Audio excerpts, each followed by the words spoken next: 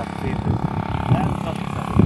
ये जी लवेंडर का फूल है और एयर फ्रेशनर जो है इसका बनाया जाता है। तो ये बड़ा अच्छा खूबसूरत पौधा है। और अभी हम इसकी चाय भी बनती है। मशहूर डैम जो है ज़ियारत का, उसकी तरफ अभी आए हैं उसको देखने के लिए। और अभी हम प्रोफेसर साहब को वेलकम कहते हैं ज़ियारत में कोयटा में। Thank you so much Fazi. और इसकी चाय भी बनती है, हम आपको बेचेंगे सर जी, ज़रूर पीना। जी नाज़रीन ग्रामी, इस वक्त हम मौजूद हैं उस डैम पे जो एक कुदरत का एक शाहकार और उस नेचर को समझने के लिए मौजूद है।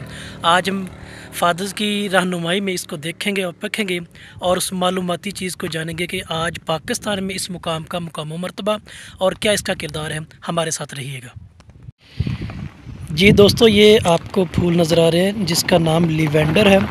अमूमन इसको चाय में या मुख्तलिफ़ मुरक्बात में इस्तेमाल किया जाता है जो खुशबू से लबरेज़ होती हैं। तो अभी हम फादर जी के रेफरेंस से इसको देखेंगे और जानेंगे ये हमें क्या बताती है और क्या सिखाता है। अमूमन फादर जी इससे वाबस्तगी का इजहार भी करती है। जी फादर जी, हमें थोड़ा सा इसके बारे में बताइए। ये बहुत ही अच्छी खुशबू है, ख़ास तौर पे एयर फ्रेशनर में आपको बहुत ज़्यादा ये जो खुशबू है वो मिलेगी, अवेलेबल है और one of the best fragrances है। जी जी, अमूमन ये उन मुरक्बात में या जो साबुन वगैरह या इस तरह की खुशबू चीज़ें मौजूद हैं और ख़ास जो एयर फ्रेशनर है उसमें इसका इस्तेमाल बड़े ही उम्दा अंदाज में किया जाता है। तो जैसे आपको करीब होकर हम दिखा रहे हैं, इसे ड्राई करेंगे तो ये चाय बनती है इसकी, मतलब जैसे ग्रीन चाय है जी जी, तो वैसे ही इसकी चाय जो है ना वो बनाई। हाँ जी।